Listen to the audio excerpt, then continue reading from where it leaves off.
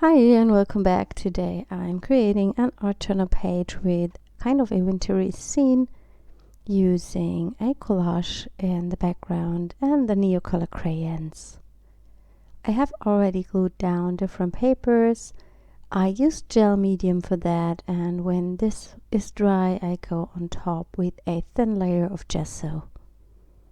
I just wanted to have a light background texture and some interest before I stamp the main images and create the scene. In some areas I'm using a baby wipe to wipe away some of the gesso to bring back the paper.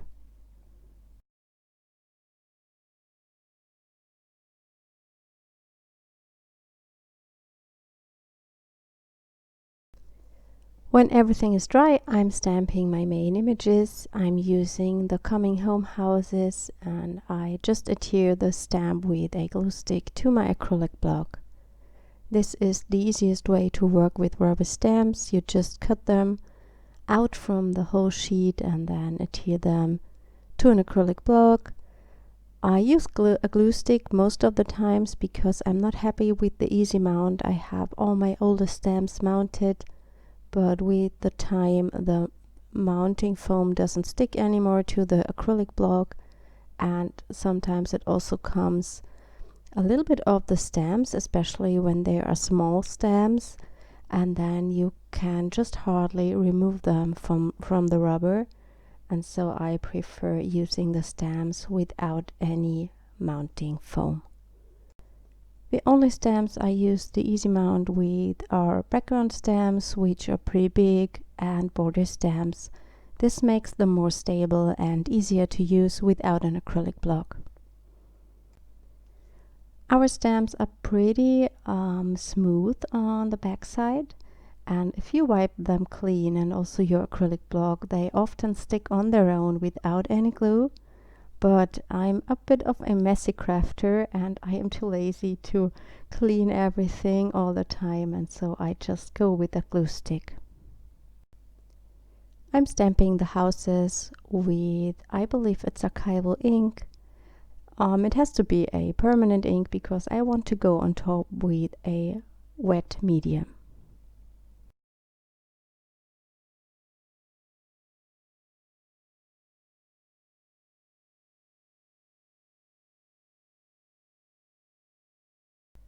When you are stamping directly to the background of an art journal, you have to make sure that you have a flat page and that there is nothing bulky underneath, so you get a good impression.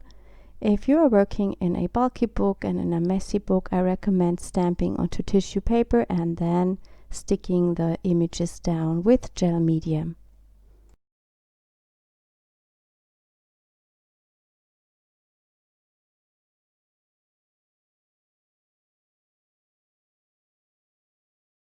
And here it happened that my stamping was not perfect because of the crease of the book, and I just restamp it.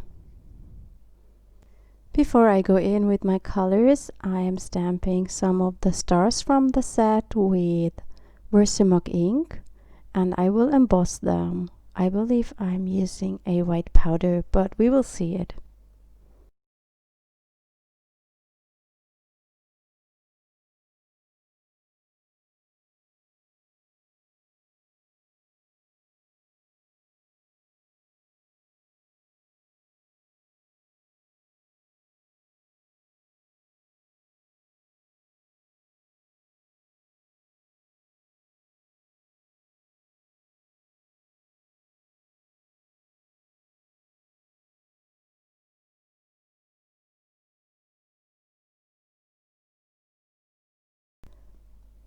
I think I didn't use white. I'm using a shimmery powder. It's from Wow. I can't remember which color this is. It's a bluish bling bling color. I have heat set the stars, and now I go in with some stamping. I stamp kind of a bottom line to the houses because they are looking as if they were flying in the air.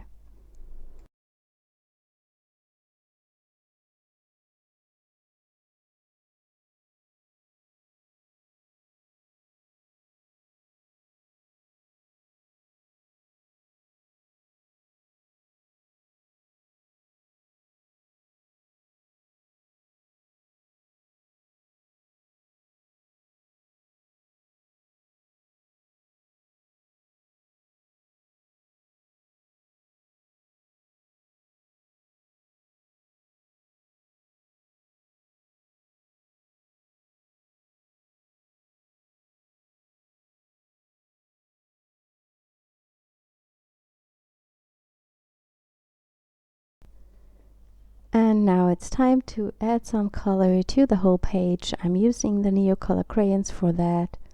And I just scribble them to my glass plate and then pick them up with a brush. This is a super easy way to use them. And that's what I love about them. They are super versatile. You can use them directly on your page. You can even stamp with them. And you can use them as a watercolor palette.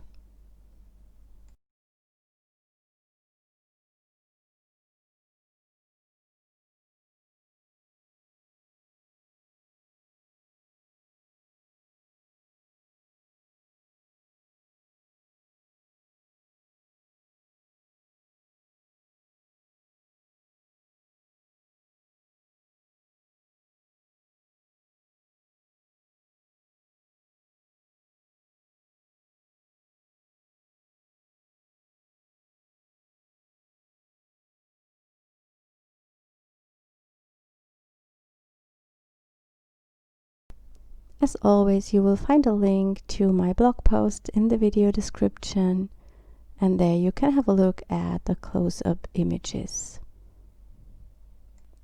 I am also very proud to say that some of my artwork is available as canvas prints now over at the design tank, and I will link this up also in the video description, and you can check that out. Maybe it's a nice Christmas gift. And I'm very proud that Rachel asked me if I want to make some canvases with my art, and it's really nice to see the images over there. I will speed up the coloring process a little bit now because the video would become too long.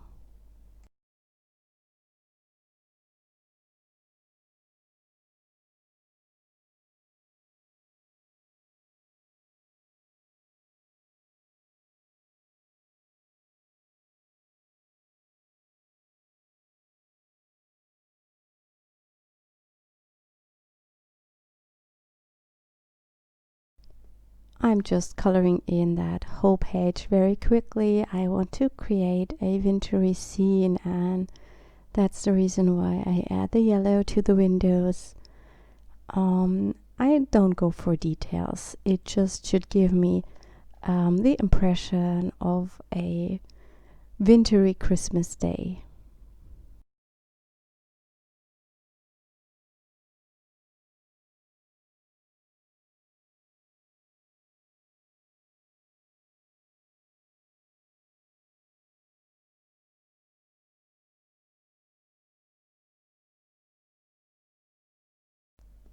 If you don't have the Neocolor crayons, you can of course use any other water-soluble crayon for the same technique. You can even work with watercolors, or of course also watercolor pencils. I think almost every coloring medium will work here.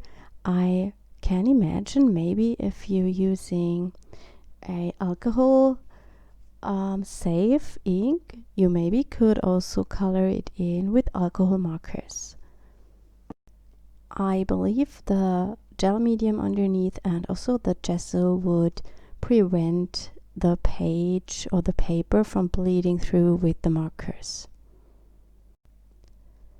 The embossing that I've added before will act as a resist against the watercolor medium, and when I add the dark blue to the sky, you can see the stars popping up.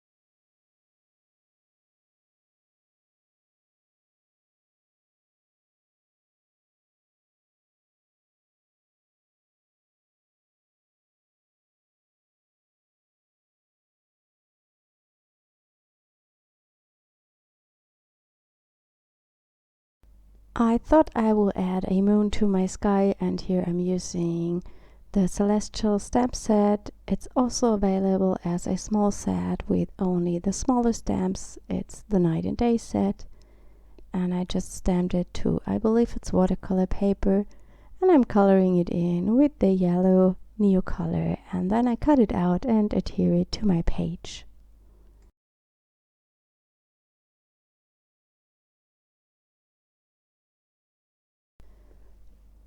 And of course the whole spread needs some snowflakes, therefore I'm using a white liquid watercolor and I'm sprinkling it all over the page.